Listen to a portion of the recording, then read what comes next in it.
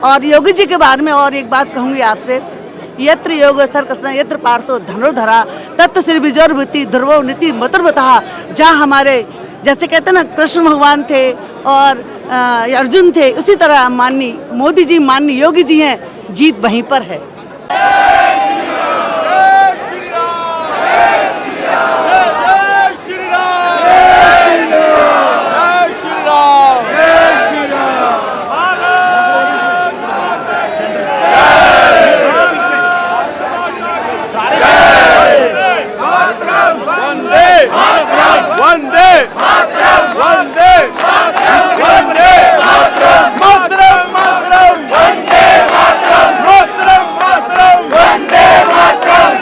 मेरा नाम सरस्वती वर्मा है, मैं उत्तर प्रदेश से हूँ। उत्तर प्रदेश के यहाँ राष्ट्र जी उत्तर प्रदेश के आप रहने वाले हैं? हाँ जी, लेकिन मैं यहाँ पर राष्ट्रीय कमेटी में हूँ, ओबीसी मोर्चा में।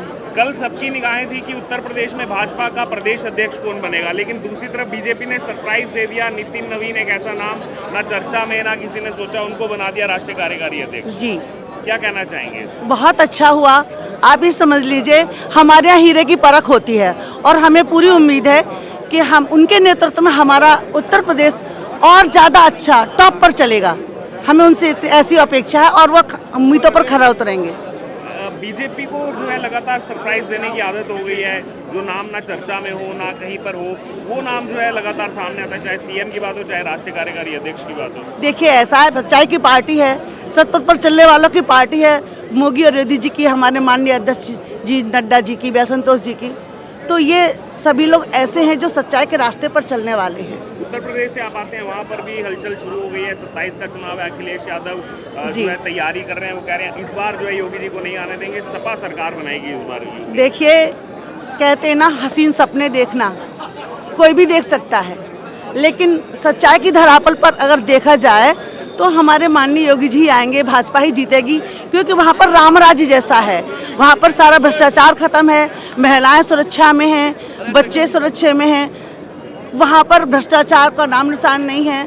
उत्तर प्रदेश में इस समय एकदम शांति है। तो इसीलिए क्या लग रहा है दोबारा योगी जी? बिल्कुल, ऑफ कोर्स। मुश्किल होगा, एंटी इनकम्बेंसी फैक्टर भी है, तीसरी बार रिपीट करना योगी जी। ये कोई देखिए, हमारी भारत पार्टी चुनौतियों का ही सामना करती है और ये हमारे कहते हैं ना कि विचारधारा में है, आइडियोलॉजी में है चुनौतियों का सामना करना। और योगी जी के बारे में और एक बात कहूँगी आपसे, यत्र योगेश्वर कृष्ण यत्र पार्थो धनुर्धरा तत् श्री विजयोर्भूति ध्रुवो नीति मतुर्वतः। जहाँ हमारे जैसे कहते हैं ना कृष्ण भगवान थे और अर्जुन थे, उसी तरह माननीय मोदी जी माननीय योगी जी हैं, जीत वहीं पर है। जनता पार्टी ने आखिरकार राष्ट्रीय कार्यकारी अध्यक्ष की नियुक्ति कर दी है। नितिन नवीन जी को ये जिम्मेदारी दी गई, बहुत समय से इंतजार था। युवा मोर्चा से निकल करके इतनी जल्दी सबसे कम उम्र में जो है राष्ट्रीय कार्यकारी अध्यक्ष बने, क्या कहना चाहेंगे? देखो, सबसे पहले तो हमारे को बड़ी खुशी का विषय है, क्योंकि मैं खुद भारतीय जनता युवा मोर्चा का कार्यकर्ता हूँ। एक ज़मीनी स्तर का कार्यकर्ता ये भारतीय जनता पार्टी है, जहाँ पे एक चाय बेचने वाला देश का प्रधानमंत्री बन सकता है। एक ज़मीनी स्तर का कार्यकर्ता, युवा मोर्चा में काम करने वाला कार्यकर्ता, जिसका कोई नाम नहीं कुछ नहीं, वो पार्टी के सर्वोच्च पद पर पार्टी उसको नियुक्त कर सकती है, उसको जिम्मेदारी दे सकती है। ये भारतीय जनता पार्टी है। आदरणीय श्री नरेंद्र मोदी जी के नेतृत्व में देश में भारतीय जनता पार्टी बहुत अच्छा काम कर रही है। अभी हाल फिलहाल में हमने बिहार के चुनाव देखे, इतना भारी बहुमत भारतीय जनता पार्टी को लोगों ने दिया है, विश्वास जताया है और आदरणीय नरेंद्र मोदी जी पर जिताया है। यहाँ परिवारवाद की बात नहीं होती, यहाँ पे जातिगत की बात नहीं होती, यहाँ पे योग्यता देखी जाती है। एक जमीनी स्तर का कार्यकर्ता भी पार्टी में आकर, पार्टी में काम करके, युवा मोर्चा में काम करके एक नेशनल लीडरशिप ले सकता है।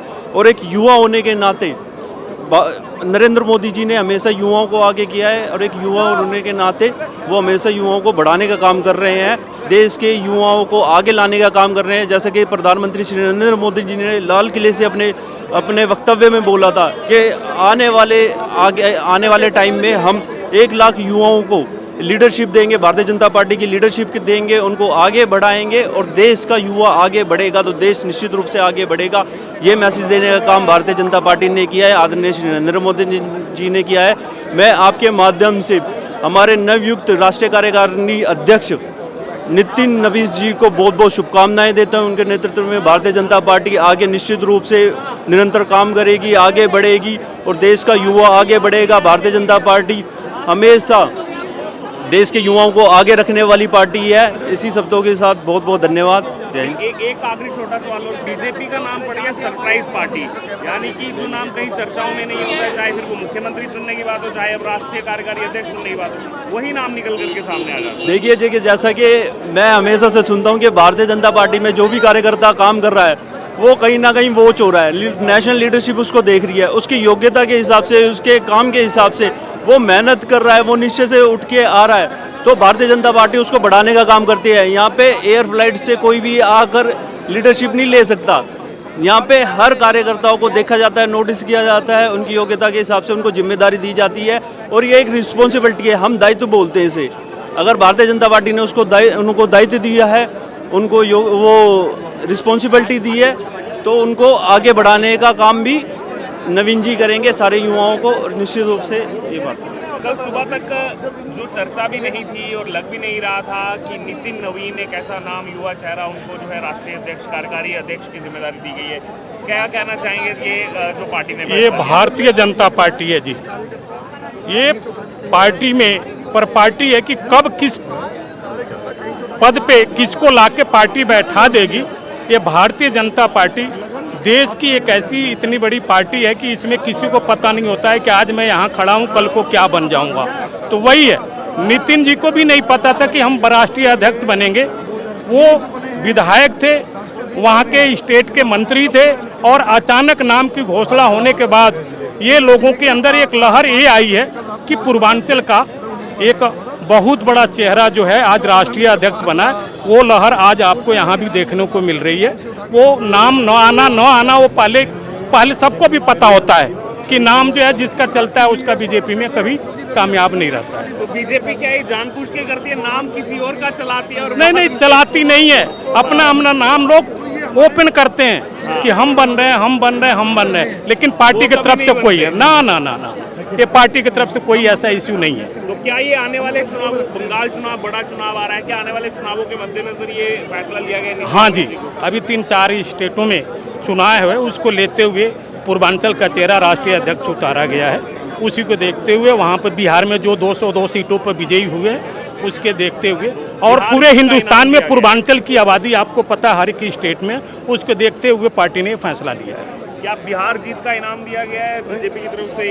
नहीं, नितिन नवीन जी के जो काम है ना, जो संगठन के साथ निरंतर लगे रहे हैं, उनका वो इनाम है। बिहार इलेक्शन तो सभी कार्यकर्ताओं ने लड़ा है, चुनाव जीता है, और नितिन नवीन जी का एक संगठनात्मक रूप से कई बार प्रभारी बन के आए हैं, हमारे विधानसभा में भी आए हुए थे वो। तो उनका काम बड़ा ही बढ़िया था और देखने लायक था, तो इसलिए शायद पार्टी ने उनको एक ऐसा सामान्य कार्यकर्ता को भी राष्ट्रीय अध्यक्ष बनाया है। प्रभारी की आपने बात की, सबसे ज्यादा चर्चा में उनका नाम आया था जब उनको छत्तीसगढ़ का प्रभारी बनाया गया। अनएक्सपेक्टेड, बीजेपी को भी एक्सपेक्ट नहीं था कि इतनी लैंडस्लाइड विक्ट्री छत्तीसगढ़ में होगी, और वो कहीं ना कहीं उसमें जीत बीजेपी ने हासिल की थी। क्या वो भी जो है यहाँ पर मद्देनजर रखा गया होगा? नहीं, वो तो है ही है जी, जो कार्यकर्ता को अगर दिया गया है वो तो ये सभी कार्यकर्ताओं में एक जोश भर रहा है कि अगर आप काम करते हो तो आपको किसी न किसी प्रकार से आपको मिलेगी, वो विक्ट्री मिलेगी।